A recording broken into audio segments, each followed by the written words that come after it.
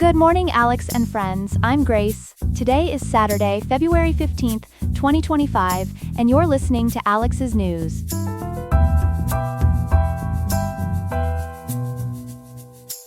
The weather in Riverside today will reach a mild high of 67.5 degrees, with a low of 45.5 degrees, making it a pleasant winter day in Southern California. Coming up, we'll examine the growing tensions between European leaders and U.S. foreign policy decisions, and explore State Farm's unsuccessful attempt to implement an emergency rate increase in California. We'll also discuss the possibility of northern U.S. residents getting a special Valentine's weekend treat, as the aurora borealis may make an appearance in their night skies. All this and more, coming up on Alex's News. Stay tuned.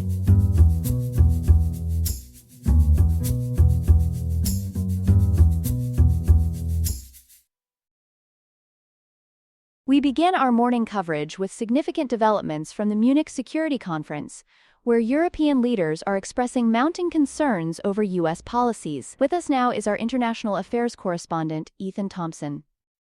Ethan, what's the latest from Munich?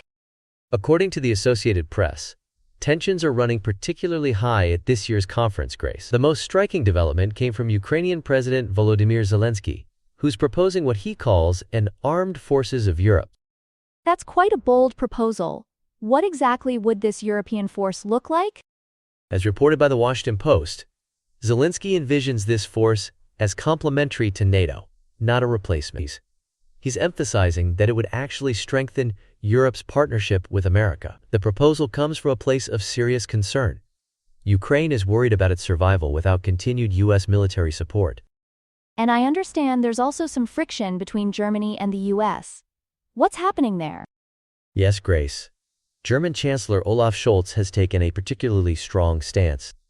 With German elections just 8 days away, on February 23rd, U.S. News and World Report indicates that Scholz is deeply troubled by U.S. officials meeting with Germany's far-right Alternative for Germany Party, or AfD.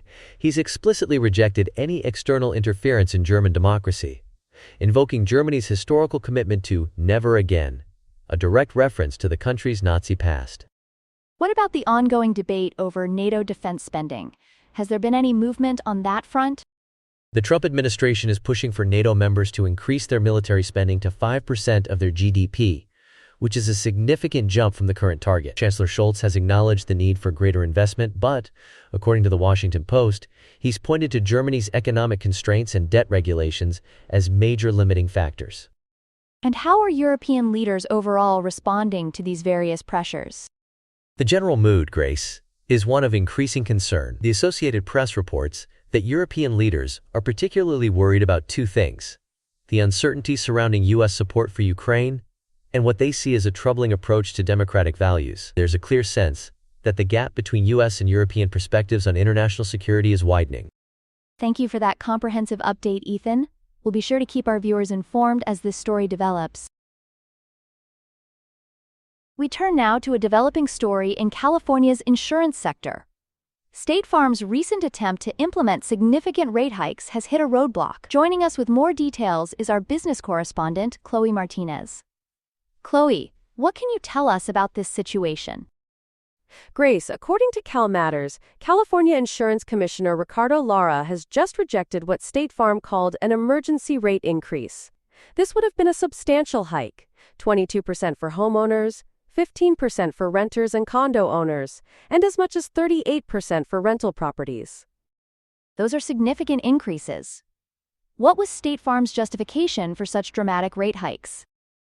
The company pointed to recent wildfire-related losses, particularly highlighting over $1 billion in payouts from the January 2025 Los Angeles fires. According to State Farm's data, they processed more than 8,700 claims from those fires alone. The company reports they're currently spending $1.26 for every dollar they collect in premiums in California. How has this affected State Farm's financial standing in California? The Santa Maria Times reports that State Farm's California subsidiary, State Farm General, has been struggling significantly. They've experienced losses over the past 9 years, and recently their financial strength rating was downgraded by AM Best, which is a key insurance industry rating agency. What's the next step in this process? Commissioner Lara has required State Farm executives to attend an informal conference in 11 days on February 26. The Lompoc Record notes that Consumer Watchdog, which intervened in these rate requests, is pushing for even more scrutiny through a formal hearing. This seems to be part of a larger issue in California. What's the broader impact on homeowners?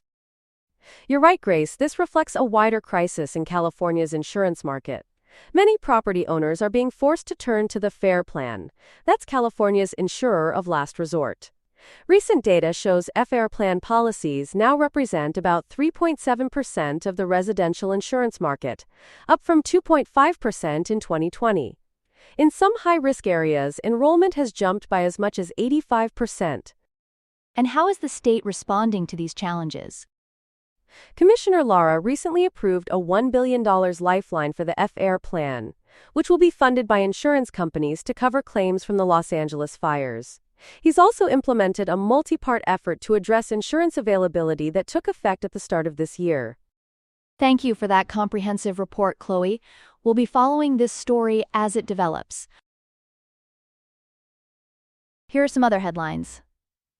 A devastating measles outbreak in West Texas has now reached 48 cases, marking the state's worst outbreak in nearly 3 decades. The outbreak, centered in Gaines County, has resulted in 13 hospitalizations, primarily affecting children and teenagers. Health officials note that all infected individuals were either unvaccinated or had unknown vaccination status. The county reports one of the highest vaccine exemption rates in Texas, with nearly 14% of K-12 students opting out of at least one required vaccine. In Utah, Governor Spencer Cox has signed a controversial bill banning collective bargaining for public sector unions. Starting July 1st, unions representing teachers, firefighters, police officers, and transit workers will no longer be able to negotiate wages and working conditions. The decision comes after a week of protests by union members and makes Utah one of the most restrictive states regarding public sector unions. Russian authorities have detained another American citizen at Moscow's Vnukovo International Airport. The 28-year-old, identified as Kay Byers, was arrested after customs officials discovered cannabis-laced products in their luggage. The individual faces potential drug smuggling charges, carrying a sentence of up to 10 years. This detention comes shortly after a recent prisoner swap between the U.S. and Russia. In immigration news, 3 Venezuelan immigrants who had won a restraining order against being sent to Guantanamo Bay were instead deported directly to Venezuela. The deportation occurred just 1 day after a federal judge approved the temporary order blocking their transfer. Lawyers for the men claim the U.S. government falsely accused 2 of them of gang affiliation. And in London, a major fire has torn through the celebrity hotspot Chiltern Firehouse Hotel in Marylebone. The blaze, which started in the ground floor ducting and spread to the roof, required more than 100 firefighters to contain. While approximately 100 people were evacuated, no injuries were reported. The luxury hotel, popular among celebrities like Madonna and Tom Cruise, will remain closed until further notice. We turn now to a fascinating celestial event that had many Americans looking skyward this Valentine's weekend. Our science correspondent Ethan Thompson has been following this story. Ethan, tell us about this special Valentine's light show in the sky. Thanks, Grace. According to NOAA's Space Weather Prediction Center, a G1 geomagnetic storm created the potential for aurora borealis sightings across several northern states. This celestial display was caused by strong solar winds emanating from what scientists call a coronal hole on the sun. For our viewers who might not be familiar, can you explain what a G1 geomagnetic storm is? Of course. A G1 storm is actually the mildest classification of geomagnetic storms. As NPR reports, these storms occur when electrically charged particles from space interact with gas molecules in Earth's atmosphere, creating those signature dancing lights we know as the aurora. Which areas had the best chance of seeing this Valentine's display? According to USA Today's coverage, Alaska and Canada had the highest probability of viewing the aurora, but the viewing line extended into several U.S. states, including northeastern Washington, northern Idaho, Montana, North Dakota, and parts of Minnesota, Wisconsin, and upper Michigan. There was also a lower probability of sightings in Wyoming, South Dakota, and several northeastern states. I understand there were some challenges with viewing conditions. That's right, Grace. NOAA space scientist Rob Steenberg, as quoted by Forbes, warned that the nearly full moon, at 96% illumination, made viewing conditions less than ideal. However, there was an interesting silver lining. Even if the aurora wasn't visible to the naked eye, viewers might have been able to capture the colors using their cell phone cameras. And this increased aurora activity isn't just a one-time event, is it? No, it's not. NASA has confirmed that we're currently at the peak of what's called the sun's 11-year solar cycle, or solar maximum. This means we can expect more frequent aurora displays throughout 2025. The Space Weather Prediction Center has been providing regular 30-minute forecast updates through their website for those interested in tracking these events.